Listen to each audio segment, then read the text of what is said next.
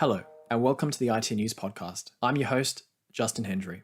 This week, we're shaking things up to mark the launch of the 2021 State of IT Report, an in-depth look at how the states and territories are progressing on the path to digital government. As part of that, we've spent the past few weeks speaking to government CIOs from across Australia on how their digital efforts are faring. First up is Eva Balan-Vnuk, South Australian CIO and Executive Director of ICT and Digital Government. We spoke to her about the state's journey to date and what lies ahead. Please enjoy. Thanks for joining us to discuss South Australia's digital government progress as part of the IT News State of IT Report. South Australia, and specifically your department, the Department of Premier and Cabinet, has been, quietly beavering away at all things IT, digital, cybersecurity for a number of years now. It was the first to introduce important digital products like the digital driver's license, for instance, and it's well renowned as a leading government when it comes to innovation. So I think maybe to kick off, I was wondering how this sort of stood the state in a sort of a good stead when responding to the pandemic. Was it able to move faster as a result of this history? Oh, absolutely, Justin. And thank you very much for including me in this really important initiative. And I think the more transparency there is around how states are doing, because we can all learn from each other. I've been with this department, so leading ICT and digital government for around 3 years. And so my first part was kind of relatively normal world. And then the second half was our COVID new reality. And that first 18 months was me learning the business, but also getting to know my team and setting my team up for success. And so I feel really quite grateful that when March 2020 came around and then we were being asked to go into lockdown, my team was also being asked to deliver new ways to ensure that our public servants could work from home, but could do so in a way that was secure, that would allow them to keep collaborating and, really importantly, keep delivering services to our community. So there were some initiatives actually that we already had in train prior to COVID landing on our doorstep, and we effectively accelerated those. So I feel as though we had this unique opportunity during last year in 2020 to really accelerate a broad number of programs.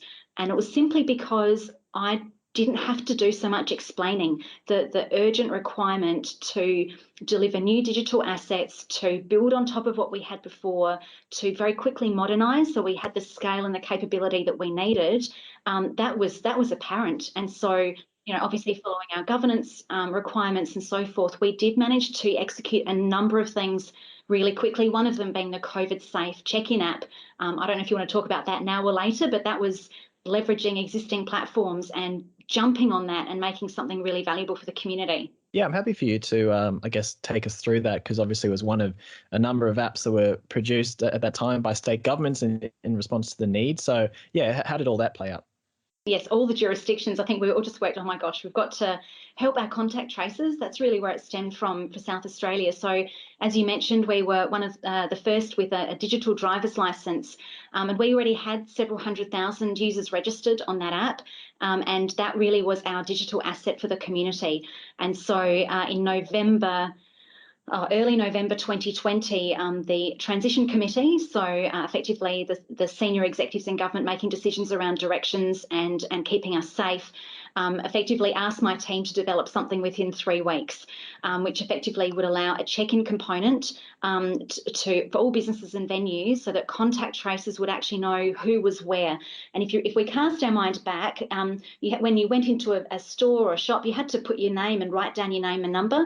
And I didn't realise, but contact tracers saw a lot of evidence of Donald Duck and Donald Trump visiting everywhere in South Australia, which is not helpful for keeping us safe.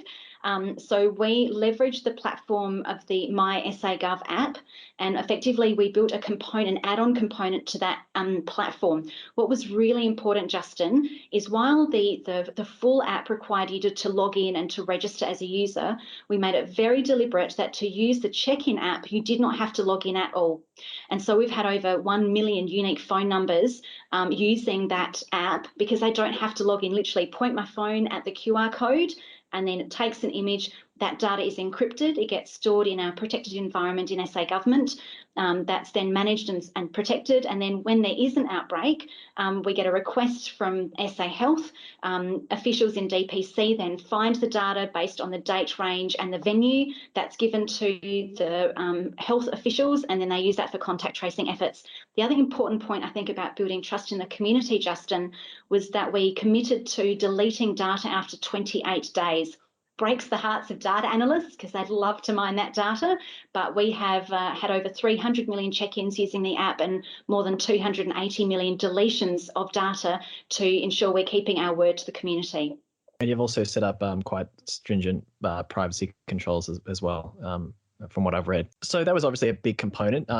How else did COVID-19 affect, I guess, how fast the government was able to move? Did it delay any of the longer term initiatives that you were focusing on in order for you to focus on those short term needs? That's a really good question, Justin. I'm really trying to search my mind. Was there anything big we delayed? Look, there were certainly some initiatives that had to go out on the back burner. But what I believe we did is we launched a strategy actually in December last year for whole of government ICT, cybersecurity and digital government. Now, we were developing that strategy throughout the pandemic. So I believe that when we were reacting quickly to put in, for example, new systems or support for our community, it was on the knowledge of we've actually got a longer term approach. And so we're actually reviewing, and we'll have a public review of our strategy 1 year in. And it's really pleasing. We actually haven't delayed. In fact, I would argue COVID's given us this wonderful opportunity to accelerate some things precisely because I've had to do less explaining to senior executives in other roles about why we need to invest in things like uplifting our cybersecurity. Australia has the whole world has seen this immense surge in cyber attacks. Unfortunately, governments aren't immune. In fact, we're sometimes a target. So investing in our cybersecurity uplift has been really important, as well as focusing on what are those artefacts to our community that really help them be safe, but also give them better access to government services when we know that in-person just doesn't cut it anymore, not alone, not as a standalone. There are a number of interesting things in the strategy, including the portal that you guys have been funded to build now. And I'll come back to that a little bit later on. But just prior to you releasing that strategy, one of the major initiatives last year was following the arrival of COVID was the creation of the Digital Restart Fund in last year's budget, and sort of to support better digital experiences for citizens and businesses. And a lot of funding in that was provided to specific projects, if I can say that, but there was around 20% that was, I guess, available. Can you unpack the fund for us, and how do agencies go about accessing that sort of 20% funding that remains? Yeah, absolutely. So look, this fund, Justin, as you said, it was announced in the state budget last year, which I think was a little later than the normal due to COVID.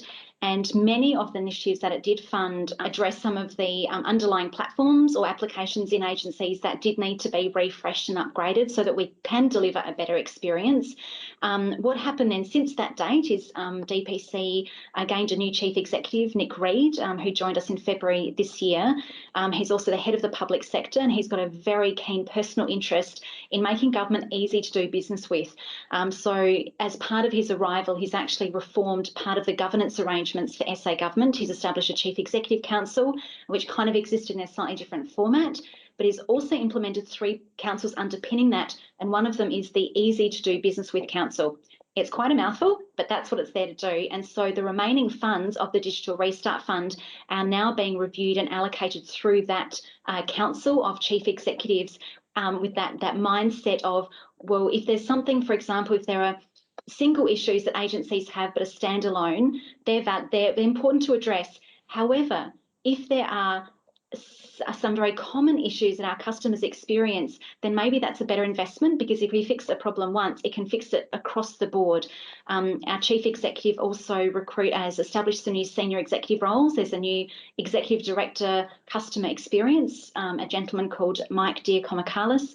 He's my peer, and his role is really to establish a framework and to triage and then prioritise what are those customer pain points that people are experiencing dealing with SA Government, and then working across all agencies to whole of government level to really triage and then identify where do we get our biggest impact and where's the quickest win to the consumer or to the citizen in terms of how government uses its funds. Not all of those will be technical in nature. Some are going to be in person, but there will be many digital elements. So yeah, so the answer is the remainder of that fund is being managed and governed by that group of chief executives to forward, I guess, a whole of government approach to supporting our community. New South Wales also has a digital restart fund. Was this the inspiration for SA's fund, and are they similar in any way? I mean, I know the New South Wales one they've introduced rules that sort of limit the amount you can take in one go without showing, I guess, the results of that funding before you can come back and ask for more. So are there things like that are built into the fund? Look, there are so many learnings we can take from all the jurisdictions, and I've had some really good conversations with my New South Wales counterparts, and let's just say they're several steps ahead in terms of some of their thinking. I think ours was maybe a little less sophisticated, but again, our volume of dollars was smaller. So, really, then I think it's up to my chief executive how government wants to take that forward going into the future. But certainly we did take some learnings from Service New South Wales around some criteria.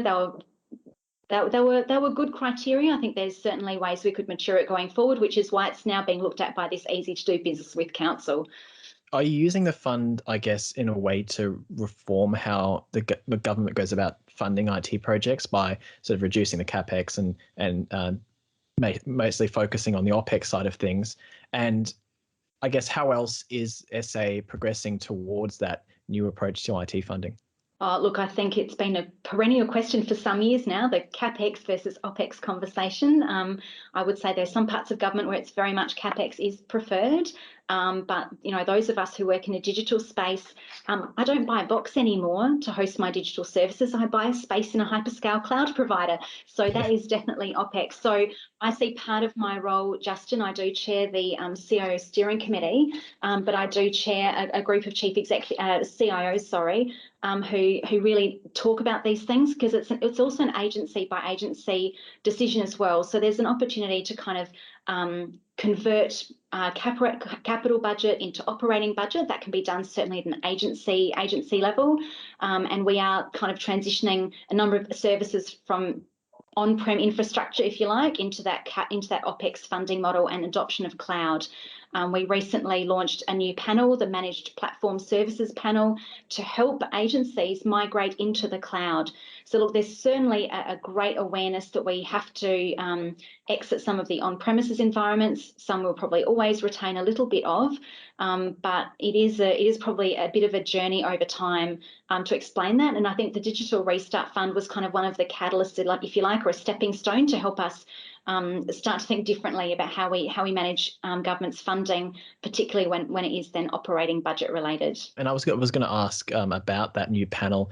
That's connected to the fact that you're moving away from the hosting services business, I think, is how it was referred to in the strategy. So that's quite connected then with the idea of moving away from those old ways of funding IT, or I guess boxes instead of cloud and that kind of thing. Absolutely. We've been very open in saying that I'm only talking for South Australian government, because obviously every government has its own strategy. But from South Australian government's perspective, we don't believe we've got the expertise or the R&D and the resources effectively to maintain a state-of-the-art data centre or data centre services. So we are looking to exit out our data centre business in the next few years. It's actually quite a monumental effort to exit. There's a lot to untangle. And that panel actually came out of the kind of the natural expiry of two other contracts. We had the DCSS distributed computing services support, and then also the hosting services panel. And they were kind of both set up, 5-8 years ago. They've served their purpose really well. But we do still have some on-premises servers. So the MPS, effectively, we have around 16 or 17 suppliers that agencies can go to, ranging from state server management, so still managing our on-prem environment to make sure it's patched and maintained and kept really secure, all the way through to using and managing software as a service, either bespoke or from third parties such as Salesforce or Dynamics. So really to support the full spectrum of agencies.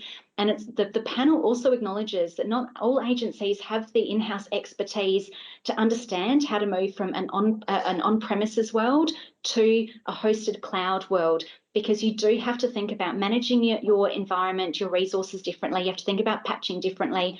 The economics of it, you have to still be quite smart and clever about how you put up systems in the cloud, because sometimes if you don't do it the right way, it ends up costing you more than on premises. So we know that those partners are helping us on that journey. And just to be really clear, I do have my own budget to manage whole of government services, but each agency has their own discretionary budget. And so a lot of it is at the agency level, and agencies are making their own decisions about how they're migrating and transitioning from on-prem into the cloud. I'd like to move now to an audit that came out last year about legacy applications, which is always a fun topic for any government. But it looked at the 18 biggest agencies, and it found that 3/4 of those applications were a decade old. And as a result, agencies are spending quite a bit on additional vendor support costs and that kinds of thing, which is, a sizable amount. I think it was something like 19 million, which is sizable for any state government, let alone, a smaller state like SA. So, how is the government working to reduce the number of applications across the public service and drive down the support costs? Are things like the government services platform that you're going to be working on over the next couple of years, are those important parts of this journey? It's a big puzzle. I tell you, when I came to government, I did not appreciate the complexity of the interdependencies of all of these different systems and applications. But it is quite exciting. Yes, it is unfortunate. We do have a number of legacy applications, and that's what the Auditor General's report did find. The important thing is that these are known, right? So it's not as though there's kind of an ignorance or a disregard for them. A lot of them is around planning, and I think the opportunity we have is really to leapfrog some of these systems, because they are of a certain age. And if you think about the new services available in a hyperscale cloud world, where we do have an opportunity to leapfrog and kind of move a couple of generations, and my team is working with individual agencies who are maybe smaller. They don't have the in-house resources to support them with that.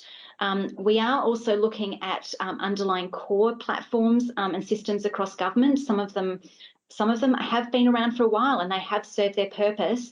But my team is focused on, we do have to modernise and, as I said, take advantage of new technologies in our ability to do this. At the moment, and I have to say, Service New South Wales is our poster child on this, where you go to one place and you get all of your transactions that you want with government. We've clearly got a long way to follow with that, but there are some excellent models there. The way that we're doing that is that there'll be a kind of a single front door, if you like, for individuals, but also for businesses. So we'll have a business aspect as well as for just people in the community. And then when I log in and say, for example, I want to sign up for a new occupational licence, I will log in the system. I will have a digital identity that confirms who I am, the equivalent of a 100-point check, because every agency has at the moment a slightly different one. So we'll standardise that and make it easier for the user. And then when I want to sign up for the occupational licence, well, obviously some of my data is in some older systems. And so what we've done is we've, if you like, decoupled the reliance between the systems. So we're using APIs to make sure that the services portal can connect into systems that hold the data, but equally as agencies upgrade and uplift their underlying systems and data sources, that we can continue to deliver better services to citizens. So if you like, we're kind of putting a really shiny front door. It's a beautiful front door and a beautiful facade, and hiding some of the legacy of government, if you like, and trying to make that a bit invisible. And then as we upgrade in the background, it should be an even better experience for the user. So the services portal, if you like, is putting a nice shiny front door to then give us time to then upgrade some of the underlying platforms and still focus on delivering a better user experience. And how will that sit, I guess, alongside things like the MySA Gov platform that exists at the moment? The platform that holds the digital driver's license. Will they be entirely different, or what are the dependencies there? Oh, look, highly connected. Probably important to note is actually that the driver's license credential itself is housed within a secure database inside SA Government's network. So it's not actually stored in the app. The app then connects when you sign in. It draws on the original data source and checks and verifies on the spot. So the great thing is that the app itself doesn't actually hold the data. even the app then connects back into core government systems to ensure the security of that. So yes, we're actually upgrading the My SA Gov app in a way that makes it a lot more flexible for us to very quickly respond to community needs. That's really what we've learnt through COVID. We've had a very excellent partner working with us on that, but we really need to make sure we've got a lot of flexibility to respond to what users need. And I don't know if you're going to come to the home quarantine app, but that's been a really critical component of our ability to deliver mobile first solutions through a mobile application platform that allows us to respond to community requirements. Yeah, I'll come to the home quarantine app in a sec, but I think just before we move on from My SA Gov, apart from Sure. things like the driver's license, what other services are currently available through there? Is it the same as a traditional services platform in that sense, or is it really just house a couple of things like licensing? Oh, look, at the moment it's got a digital driver's license, got fishing license, got a proof of age in there, it's got a firearms license, boating license. It's got a swag. It's really what we call a digital wallet. So that certainly won't go away, because there is a difference between having an app that's got my credentials or my certificates in it or my licenses in it, and a portal where I'm actually wanting to transact and undertake, pay money or, complete a transaction, that kind of thing. So the app still will be a standalone, even with all the great work we're doing on the services portal. That My SA Gov app will continue to be a really important pillar in terms of our digital assets for the community. And you mentioned digital identity as well. Are you still working with the feds on that? Is that kind of what you intend to leverage for this portal, this services portal that you're producing? Is that the ID you're going to use, or are you developing your own sort of identity provider to feed into that? Yeah, look, so we've had an MOU with the federal government, with the Digital Transformation Agency, since December 2018, and that has been invaluable because the feds have a lot more money than we do as little South Australia, and so we are wanting to leverage all of their great insight and policies and thinking around digital identity. So we actually have built our own digital identity for South Australian government and a digital identity broker. So the Trusted Digital Identity Framework is incredibly important. So we subscribe to the standards, but what we are not done is we're not yet an accredited TDIF provider. That it's actually quite significant, the effort to do that. So Australia Post with their DigiID is now a certified TDIF digital identity provider, but we are TDIF aligned, so that we do have that pathway in the future. And so effectively at the moment in South Australia, the reason we've really focused on this is as a core element of the new digital platform, so it is a core element of the services portal, is that at the moment each agency kind of has their own username and password, and as an individual I've got to have 30 in my head, which of course I can't do. So effectively the single identity, which is again all opt-in, and I can consent, to leave my information or not leave my information. We've actually established that now in the first run for the SA Health exemptions portal. So as you know, we do have South Australians who are not yet able to come back into the state.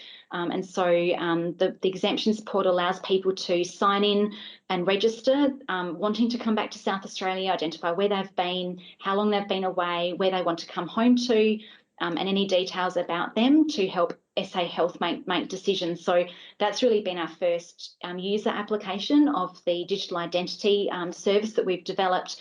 But we certainly anticipate that in the future you'll have one password and one username to remember, and clever things like in the future, if you move house, I don't know if you've ever moved house, but you have to update everyone individually that you've moved house. And so in the future, having by consent that if you want to, we could update your new home address into other systems, but only with your consent, because it may not be relevant for all. So right.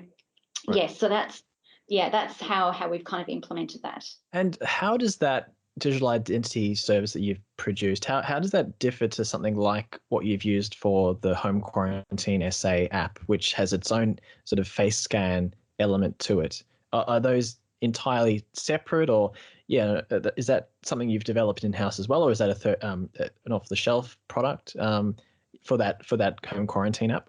It's two separate things. So for the Home Quarantine app, you need your digital identity that I just spoke about.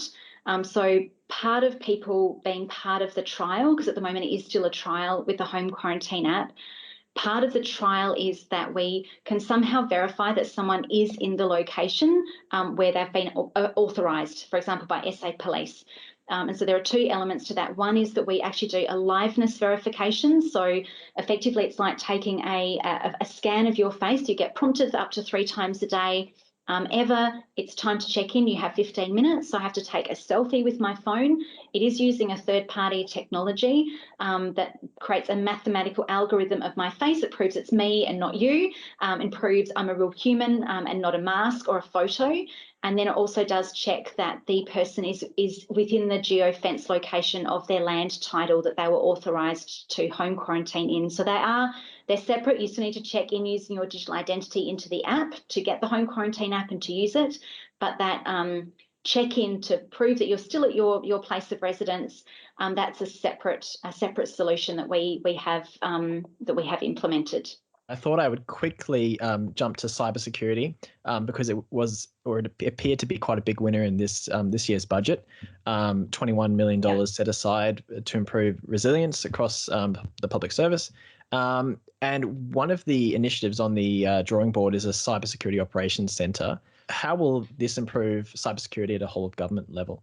We're very pleased to be able to improve the maturity of South Australian Government's cybersecurity posture. So there are a couple of important things that we will now be able to implement. One is around a cyber security operations centre. So this is really the ability to triage and monitor all the activity we see on our government network. We do have in South Australia a single government network, which is quite different to some of our other jurisdictional colleagues.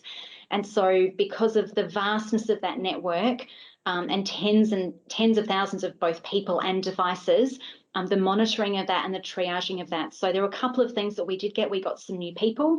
We got threat hunters and incident responders to assist us both on a proactive way of identifying whether there might be threats in our environment, and then secondly, to have people who can respond and support agencies when we do see something that needs to be addressed. We're also investing in a security information event management service, a SEAM. We're also working and collaborating with the federal government. There's a lot of work around cyber hygiene, things like vulnerability scanning and then general education awareness, because we can build the best systems, Justin, and protect them and secure them. But if people are going to fall prey to a phishing email, then we're still in a lot of trouble. So a lot of that is also awareness and education of our colleagues to just be a little bit critical. Like if you hover over a hyperlink that you got in an email, does the hyperlink reflect the link in the email, or is it something very strange? It's building a bit of that awareness. So it's resources, it's new systems, and it's education across the board. And we'll go to addressing some of the issues. There was another audit report earlier this year, I think, about vulnerability scanning wasn't quite up to standard. Will it go to some of those concerns that were raised? Absolutely. So part of that is we will be funding vulnerability scanning across the board for all agencies. I think what we've really learned is that there are some, large agencies have more budget. They are able to invest in these things. Smaller agencies miss out. And so the theory is that we fund it once and then everyone gets to benefit, including the smaller agencies who may not have their discretionary funds available. That goes equally for risk assessments, penetration, pen testing. We continue to work with agencies to support them to make sure that our systems and applications are as secure as possible. And things like top 4 or essential 8 resilience, is that, again, things that this funding will address, or is that for agencies to work out themselves, or is this whole of government funding going to that as well? Some of the work we will do definitely will address it. The top 4 or essential 8, we've actually moved with our cybersecurity framework away. We had a previous model before, and this one that we've developed is much more standard agnostic. So it's really up to the agency to identify, is it NIST, is it ISO 27001, which is the standard that most applies to their agency and their agency's business. And then it's their responsibility to look at their security measures and their security practices to see how they meet that compliance. We have a very active forum of IT security advisors across government. We've also invested in 25 cybersecurity trainees across government. We know they probably might not stay with us at the end of their traineeship, but regardless, we get to train them up and have some extra people in our team who are enthusiastic and want to learn. And all of that, I think, just helps us to have more capacity. We know there's currently a 17,000 person shortage in the cyber industry in Australia. And so we're trying to be creative about how do we bolster and uplift our people in such a competitive environment. Finally, I guess it would be remiss of me not to discuss the fact that SA is one of only 2 states and territories without dedicated privacy legislation. So, I mean, you do have something called a cabinet administrative instruction that sets out privacy principles that are binding, like legislation. But is there anything on the horizon there? And is this instruction adequate for the 21st century? Equally, an extremely good question. We know that there is a lot still to do in this space, and we know that we currently have obviously the Information Privacy Principles instruction, and that absolutely does define their requirements for agencies in the collection, the use, the management, the storage of personal information, how they respond to breaches, how they need to protect data. It is quite substantive. We also have a Government Privacy Committee that can also works with independent authorities such as the Ombudsman or the Independent Commission Against Corruption. So we do have measures in place. I will say, though, even though we don't currently have dedicated privacy legislation, this has not prevented us from collaborating extremely closely with the Commonwealth or with other jurisdictions on some really important matters. So we know that still obviously there is work to be done, but we'd say right now it isn't preventing us from being able to effectively partner with the Commonwealth and other jurisdictions and support the community, but it is something that we are aware of. That was Eva Balan-Vnuk, South Australian CIO and Executive Director of ICT and Digital Government. And that's the podcast for this week. We'll be back with an exciting new interview next week. Until then, you can catch all the latest headlines in Australian IT over at itnews.com.au. Oh, and make sure to keep an eye out for the State of IT report. It'll be dropping this week.